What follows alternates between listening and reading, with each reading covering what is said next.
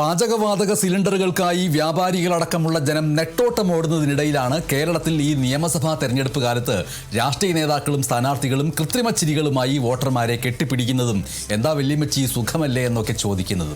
ഇത്തരം കോളിനോസ് ചിരികളും തലോടലുകളും അതുവച്ചുള്ള റീലുകളും ഒരു ക്ഷാമവുമില്ലാതെ നമ്മുടെ മുന്നിലൂടെ കറങ്ങിക്കൊണ്ടിരിക്കുന്നു.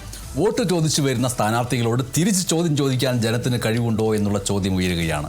എന്നാൽ ഒഡീഷയിൽ നിന്നുള്ള സുപ്രധാനമായൊരു വാർത്ത ജനത്തിന് ആ കഴിവുണ്ട് എന്ന് തെളിയിച്ചിരിക്കുകയാണ്. ഒഡീഷയിലെ MLA-മാരുടെ ശമ്പളം 3 ഇരട്ടയാക്കി വർദ്ധിപ്പിക്കാനുള്ള തീരുമാനം ജനങ്ങളുടെ എതിർപ്പിനെ തുടർന്ന് പിൻവലിച്ചു എന്ന ആവേശം കൊള്ളിക്കുന്ന വാർത്തയാണ് അത്. നമ്മുടെ രാഷ്ട്രീയക്കാർക്കെല്ലാം ഒരു പ്രത്യേകതരം ഐക്യമുണ്ട്. നിയമസഭയിൽ അവർ പരസ്പരം ചെളിവാരിയെറിയും, അഴിമതിയെക്കുറിച്ച് പ്രസംഗിക്കും, ജനങ്ങൾക്ക് വേണ്ടി കണ്ണീരൊഴുക്കും. എന്നാൽ സ്വന്തം പോക്കറ്റ് വീർധിപ്പിക്കുന്ന കാര്യം വരുമ്പോൾ ഇവർക്ക് പാർട്ടിയില്ല, കൊടിയില്ല, പ്രത്യയശാസ്ത്രവുമില്ല. അവിടെ എല്ലാവരും ഒരേ തൂവൽ പക്ഷികളാവുന്നു. പക്ഷേ ആ കളി എപ്പോഴും നടക്കില്ല എന്ന് തെളിയിച്ചിരിക്കുകയാണ് ഒഡീഷയിലെ ജനങ്ങൾ. ഒഡീഷയിലെ ജനപ്രതിനിധികൾക്ക് ഇപ്പോൾ തങ്ങളുടെ ശമ്പളം തൽക്കാലം കൂട്ടേണ്ട എന്ന് തോന്നിയിരിക്കുകയാണ്. അതായത് ശമ്പളം 3 ഇരട്ടിയോളം കൂട്ടാൻ നിയമസഭ ഐക്യകണ്ഠ്യേന പാസാക്കിയ ബില്ലുകൾ ഇപ്പോൾ സർക്കാർ പിൻവലിച്ചിരിക്കുന്നു. എന്താ പെട്ടെന്ന് ഇങ്ങനെ ഒരു മാറ്റം എന്ന് ചോദിക്കുകയാണെങ്കിൽ അത് ജനങ്ങളോടുള്ള സ്നേഹം മൂത്തിട്ടാണോ? അതൊന്നുമല്ല, പേടിച്ചിട്ടാണ്. കടുത്ത ജനരോഷം ആളി പടർന്നപ്പോൾ അധികാരം കയ്യിൽ നിന്ന് പോകുമെന്ന് കണ്ടപ്പോൾ അവർക്ക് മനസ്സിലായി ഇത് പഴയകാലമല്ല, സോഷ്യൽ മീഡിയയുടെ കാലമാണ് എന്ന്, ജനങ്ങൾ ചോദ്യം ചെയ്യുന്ന കാലമാണ് എന്ന്. നമുക്ക് ആ കണക്കുകളിലേക്ക് ഒന്ന് നോക്കാം. എന്തായിരുന്നു ഒഡീഷയിലെ പ്ലാൻ എന്ന് പറയുന്നത്? ഒരു MLA-യുടെ ശമ്പളവും ആനുകൂല്യങ്ങളും 1,11,000 രൂപയിൽ നിന്ന് ഒറ്റയടിക്ക് 3,45,000 രൂപയാക്കാൻ തീരുമാനിച്ചു. അതായത് 3 ഇരട്ടി വർധന. മുഖ്യമന്ത്രിയുടേത് 3,74,000 രൂപ. പെൻഷൻ 30,000 രൂപയിൽ നിന്ന് 80,000 രൂപയാക്കി. ഈ ബില്ലുകൾ ഡിസംബറിൽ നിയമസഭയിൽ അവതരിപ്പിച്ചപ്പോൾ ആരും മിണ്ടിയില്ല. സഭയിൽ ബഹളമില്ല, മുദ്രാവാക്യമില്ല, വോക്കൗട്ടില്ല. പോക്കറ്റിലേക്ക് വരാൻ പോകുന്ന പണത്തെക്കുറിച്ചുള്ള ഓർമ്മയിലും കെട്ടിപ്പൊക്കാൻ പോകുന്ന പുതിയ ഫ്ലാറ്റുകളെക്കുറിച്ചുള്ള വിചാരങ്ങളിലുമൊക്കെ എല്ലാവരും മൗനം നിറഞ്ഞ പുഞ്ചിരിയോടുകൂടിയിരിക്കുകയായിരുന്നു. പക്ഷേ പ്രതികരിച്ചത് ഒരേ ഒരാളാണ്. അതിൽ കേരളത്തിലെ CPM പ്രവർത്തകർക്ക് അഭിമാനിക്കുകയും ചെയ്യാം. CPIM അംഗം ലക്ഷ്മൺ മുണ്ട മാത്രമാണ് ഒഡീഷയിലെ MLA-മാരുടെ ശമ്പളം ജനങ്ങളെ മറന്ന് വർദ്ധിപ്പിക്കാനുള്ള നീക്കത്തെ ആദ്യം എതിർത്തത്. അതവിടെ നിൽക്കട്ടെ, MLA-മാരുടെ ഈ ശമ്പളക്കൊള്ളക്കെതിരെ ഒഡീഷയിലെ തെരുവുകളിൽ പ്രതിഷേധം കനത്തു. സാധാരണക്കാർ വിലക്കയറ്റത്തിൽ പൊറുതിമുട്ടുമ്പോൾ, അരിക്കും പഞ്ചസാരയ്ക്കും വില കൂടുമ്പോൾ, പെട്രോളും ഡീസലും തീവിലയാകുമ്പോൾ ജനങ്ങളുടെ വോട്ട് വാങ്ങിയിട്ട് AC മുറിയിൽ ഇരിക്കുന്നവർക്ക് ശമ്പളം 3 ഇരട്ടി വേണമെന്ന് പറയുന്നത് എന്ത് നീതിയാണ്? ഈ ചോദ്യം സാമൂഹ്യ മാധ്യമങ്ങളിലുടനീളം പടർന്നപ്പോൾ BJP സർക്കാർ വിറച്ചു.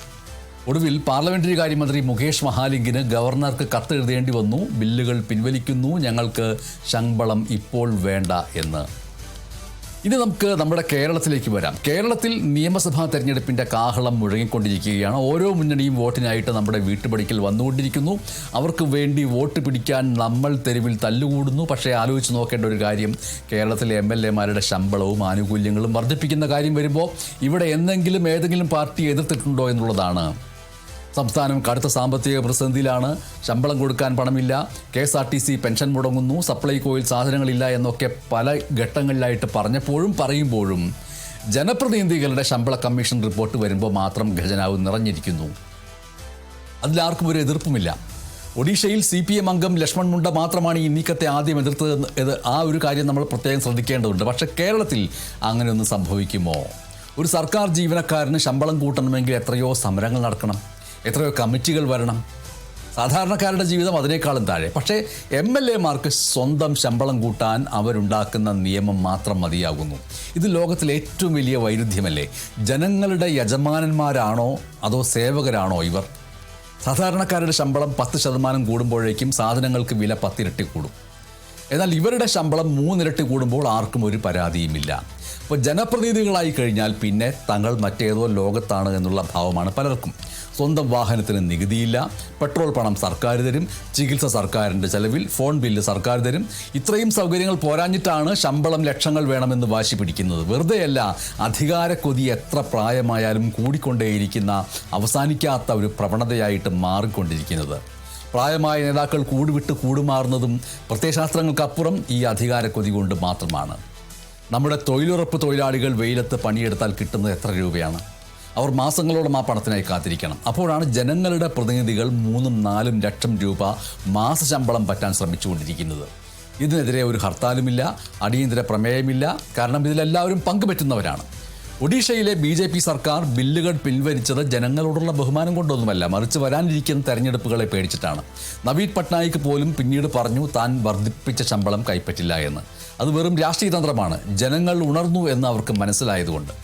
കേരളത്തിലെ രാഷ്ട്രീയ പ്രസ്ഥാനങ്ങൾക്കും ഇതൊരു താക്കീതാണ്. ഇവിടെയും MLA-മാരുടെ ശമ്പള വർധനയുടെ കാര്യത്തിൽ, പെൻഷൻ വർധനയുടെ കാര്യത്തിൽ പ്രതിപക്ഷവും ഭരണപക്ഷവും ഒന്നിച്ചു നിന്നതിൻ്റെ ചരിത്രം നമ്മുടെ മുന്നിലുണ്ട്. ഖജനാവ് കാലിയാണ് എന്ന് പറയുന്നവരും ഇനി അധികാരത്തിലേറാനിരിക്കുന്നവർ ആരായാലും സ്വന്തം ശമ്പളം കൂട്ടാൻ തുനിഞ്ഞാൽ ഇവിടുത്തെ ജനങ്ങളും പ്രതികരിക്കും. ജനങ്ങളെ മറന്ന് പോക്കറ്റ് നിറയ്ക്കാൻ നോക്കുന്നവരോട് ഒഡീഷയിലെ ജനങ്ങൾ പറഞ്ഞത് ഇതാണ്: ഞങ്ങൾ നിങ്ങൾക്ക് വോട്ട് തന്നത് ഞങ്ങളെ സേവിക്കാനാണ്, നിങ്ങളെ പോറ്റാനല്ല. ഈ ബോധം ഓരോ വോട്ടർക്കും ഉണ്ടാകണം. വരാനിരിക്കുന്ന നിയമസഭാ തെരഞ്ഞെടുപ്പിൽ വാഗ്ദാനങ്ങളുടെ പെരുമഴയുമായിട്ട് അവർ വരുമ്പോൾ ഈ ശമ്പള കൊള്ളയെക്കുറിച്ച് കൂടി നമുക്ക് ചോദിക്കേണ്ടി വരും. വോട്ടിൻ്റെ ശക്തി എന്ന് പറയുന്നത് അതാണ്. എഡിറ്റേഴ്സ് അനാലിസിസ് അവിടെ അവസാനിക്കുന്നു. നമസ്കാരം.